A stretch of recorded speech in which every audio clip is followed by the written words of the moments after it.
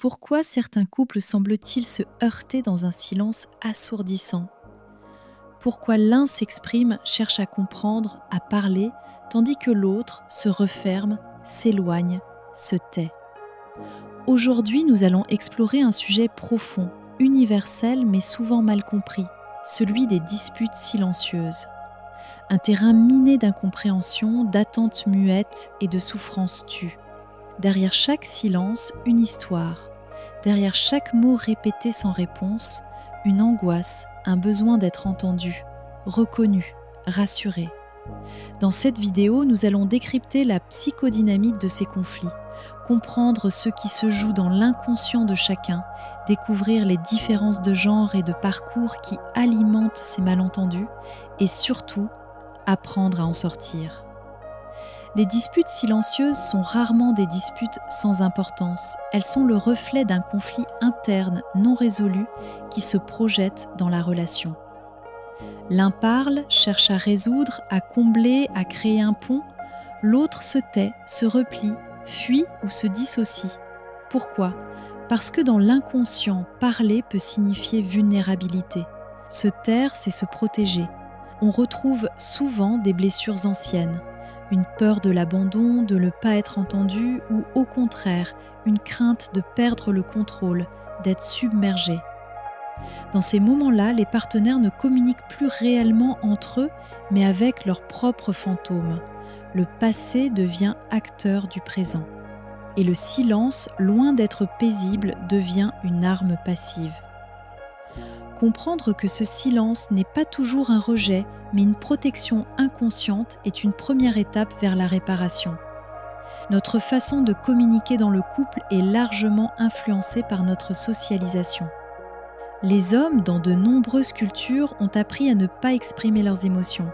On valorise chez eux la maîtrise, le contrôle, la retenue. Résultat, lorsqu'un conflit éclate, certains hommes choisissent de se retirer, de se taire, de se couper. À l'inverse, beaucoup de femmes ont été encouragées à verbaliser, à ressentir, à prendre soin du lien.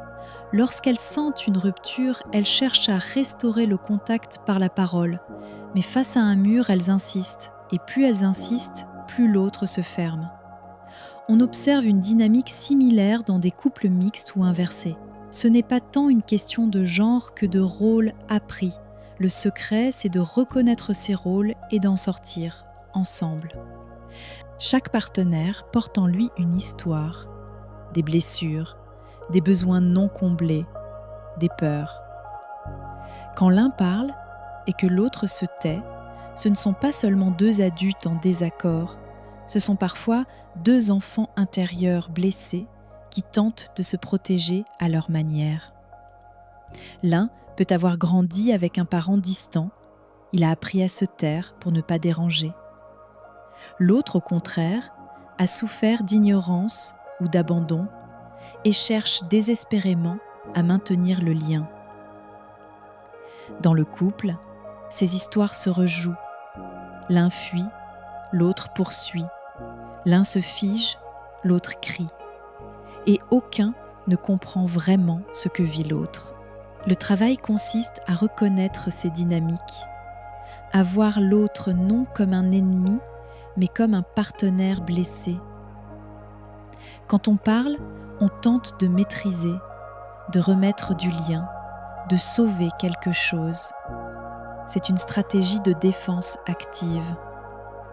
Quand on se tait, on se protège, on évite, on se fige pour ne pas s'effondrer. C'est une stratégie de défense passive. L'un n'est pas meilleur que l'autre. Ce sont deux réponses au stress, à la douleur, à l'impuissance. Mais le piège, c'est la polarisation. Chacun finit par alimenter le comportement de l'autre. Le cercle vicieux commence. Plus l'un parle, plus l'autre se ferme. Plus l'autre se tait, plus l'un s'agite. Comprendre ces logiques permet de sortir du réflexe pour entrer dans la conscience. Stephen Karpman a proposé un outil puissant pour comprendre les conflits, le triangle dramatique. Dans une dispute silencieuse, on peut glisser d'un rôle à l'autre sans s'en rendre compte. La victime, tu ne m'écoutes jamais. Le persécuteur, tu es toujours en train de fuir. Le sauveur, je veux juste qu'on aille mieux.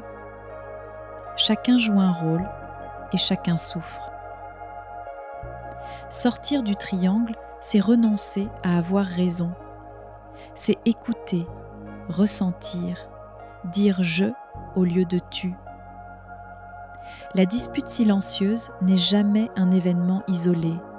Elle se rejoue encore et encore, parce que rien n'a été réparé, parce que les mécanismes n'ont pas été nommés, parce qu'on continue à réagir au lieu de comprendre. Il y a un cycle, tension, mutisme, accalmie de surface, rechute. Ce cycle peut durer des années si on ne le rompt pas. Et pour cela, il faut du courage, de la lucidité et parfois un accompagnement. Voici quelques clés pour transformer ces disputes silencieuses en opportunités de croissance. Reconnaître son propre style défensif. Créer un espace sécurisé pour parler sans s'interrompre. Exprimer ce qu'on ressent, pas ce que l'autre est. Utiliser des phrases comme « quand tu te tais, je me sens » au lieu de « tu te tais tout le temps ». Faire appel à un médiateur ou un thérapeute si nécessaire. Un couple n'est pas un lieu de perfection, c'est un lieu de transformation. Traverser une dispute silencieuse, c'est aussi traverser ses propres zones d'ombre. C'est apprendre à écouter autrement, à poser des limites, à exprimer ce qu'on attend sans accuser. Ce travail n'est pas toujours simple, mais il peut être profondément libérateur. Le silence peut blesser, mais il peut aussi devenir un espace de réflexion. Ce qui compte, ce n'est pas d'éviter le conflit, mais de le rendre fécond. La relation devient un miroir, et dans ce miroir, on peut grandir. Reconnaître les dynamiques inconscientes, les rôles appris et les blessures profondes, c'est déjà commencer à en sortir. Parler, c'est oser se montrer. Se taire, c'est parfois s'écouter. L'important est de retrouver le chemin du lien ensemble. Si cette vidéo vous a aidé à mettre des mots sur ce que vous vivez, n'hésitez pas à liker la vidéo pour soutenir la chaîne, vous abonner pour recevoir d'autres contenus sur la psychologie des relations, partager votre expérience ou poser une question en commentaire. Et surtout, souvenez-vous, le couple n'est pas un lieu où l'on gagne. C'est un lieu où l'on apprend à aimer avec maturité. Merci d'avoir regardé. À très bientôt pour une prochaine vidéo.